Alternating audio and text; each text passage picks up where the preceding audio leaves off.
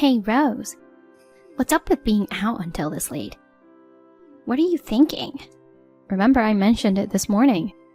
There's a dinner meeting with clients, so I'd be late. I'm not just out having fun. Yeah, right. Are you trying to fool me with such an obvious lie? It's not a lie. Seriously, you're just a parasite living off my family. Yet you don't even bother to cook dinner and stay out until late. Who do you think you are? As punishment, bring me some fancy bottles of wine. Punishment? Yep. Even though you're as thick-headed as they come, you're still my brother's wife. Mom and I reluctantly accepted you into our home, you know. But you don't even fulfill the basic duty of making dinner as a wife. On top of that, lying and staying out late.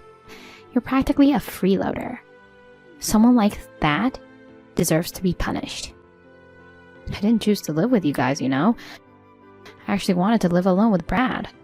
That's an excuse. Since you can't stand on your own 2 feet, you're living off Mom and Dad's pension. You lazy bum. I am working. You're the one who's not. It's okay to fail at job hunting, but you've given up finding a job altogether.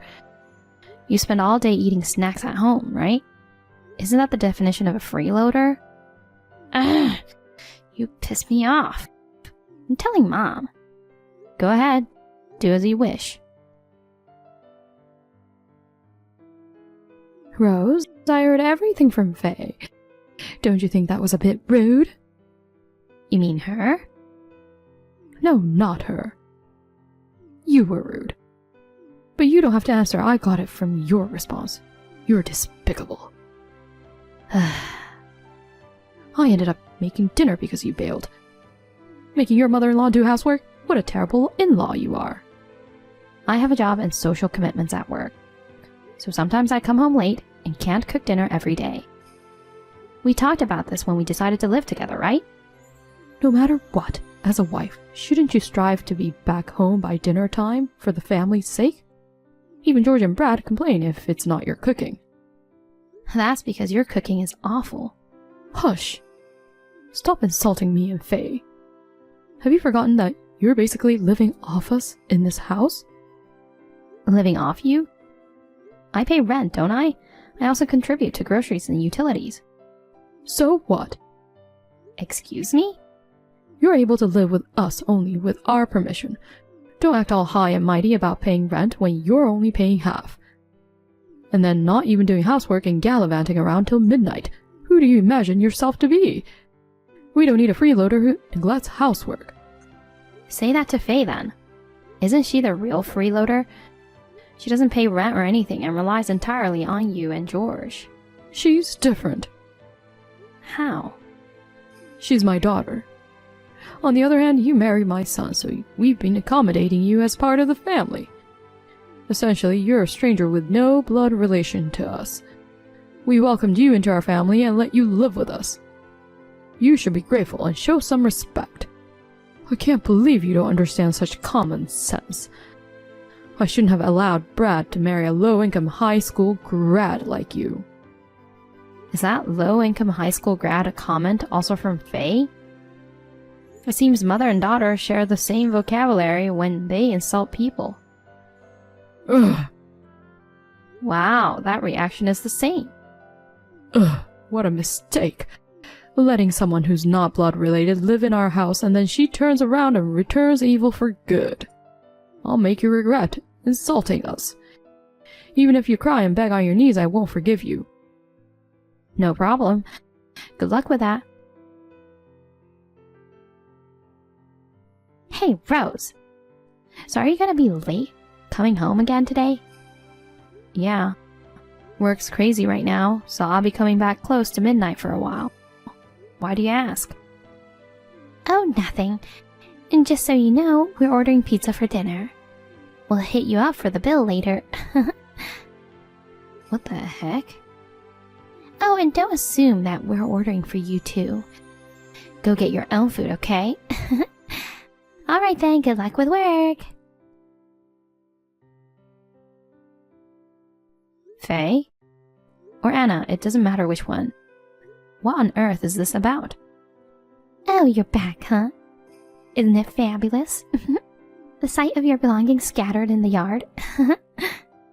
That shattered mirror of the wardrobe. It made such a lovely sound. It really did.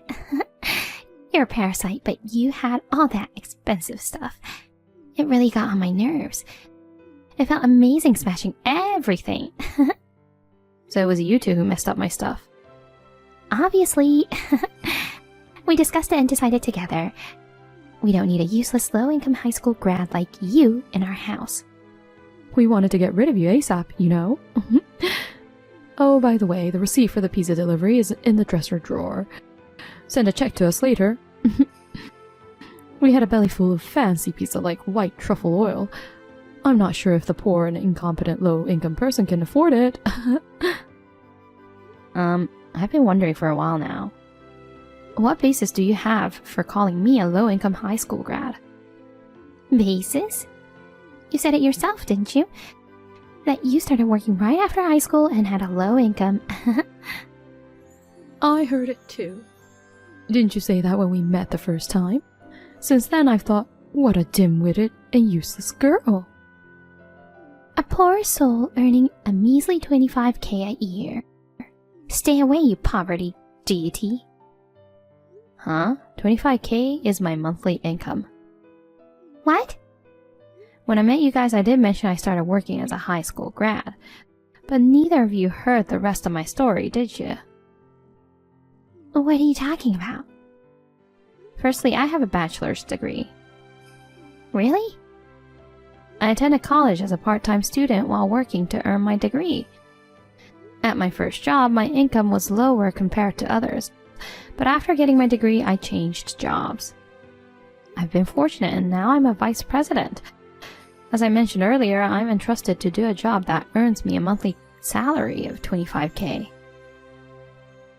25,000 a month? You're well off. Oh no, maybe we shouldn't have kicked her out. Mom, don't believe a word she says. This is obviously a lie.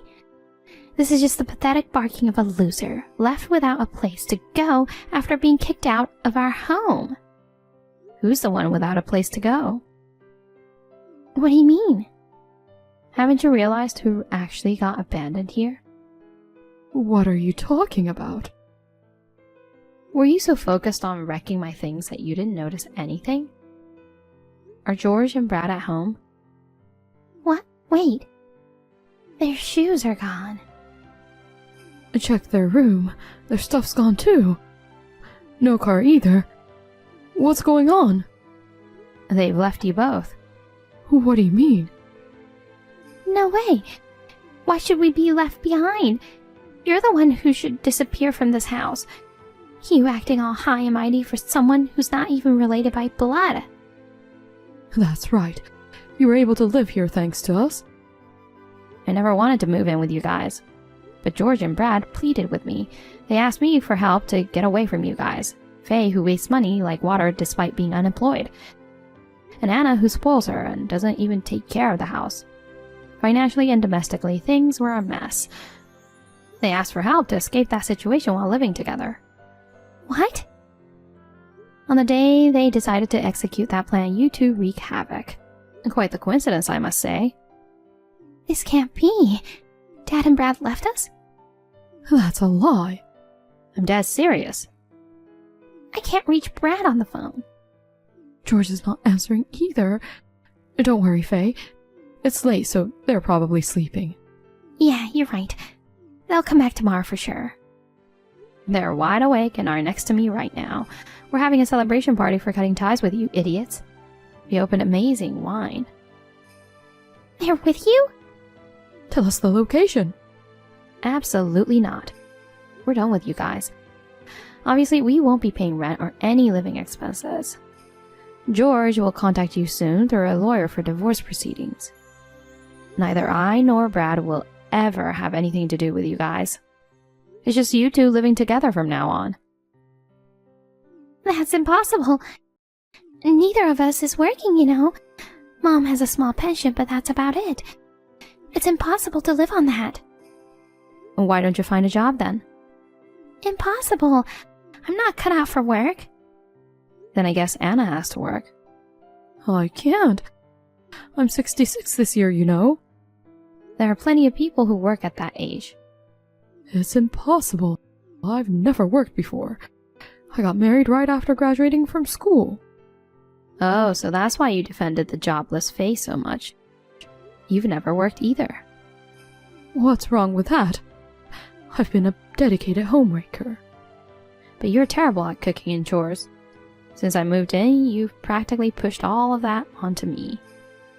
It's not normal for a daughter-in-law to take care of the family. Well, let's drop that conversation.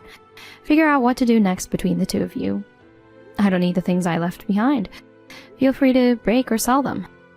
I'll give you the proceeds of a sale. Consider it my final act of kindness. We shouldn't have broken things then. The expensive-looking dresser is in pieces now. You wanted to break it, Faye. What? It's my fault? You were the one who suggested throwing stuff out the window. But it was you who actually threw it. I'm too old to lift heavy things. You told me to do it. Blaming me for everything is just plain awful. I'm not blaming you. But let's face it, this mess is because of you. Because you confidently said Rose was a low-income high school graduate. I believed you. You're at fault too, Mom. Why are you pointing the finger at me? I can't believe it. If you had been working, this wouldn't have happened. If you had been doing the housework properly, this wouldn't have happened. You guys can argue all you want.